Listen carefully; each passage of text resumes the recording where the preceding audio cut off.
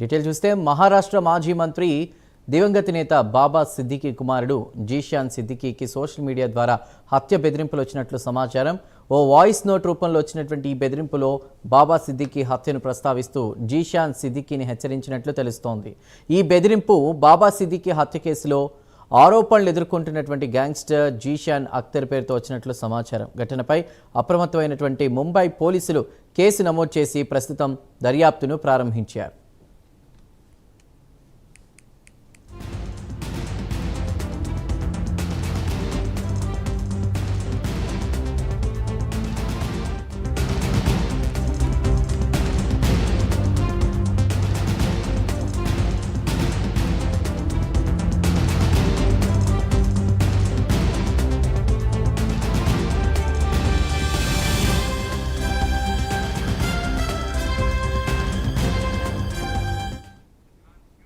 మహారాష్ట్ర మాజీ మంత్రి దివంగత నేత బాబా సిద్దికీ కుమారుడు జీషాన్ సిద్దికీకి సోషల్ మీడియా ద్వారా హత్య బెదిరింపులు వచ్చినట్లు సమాచారం.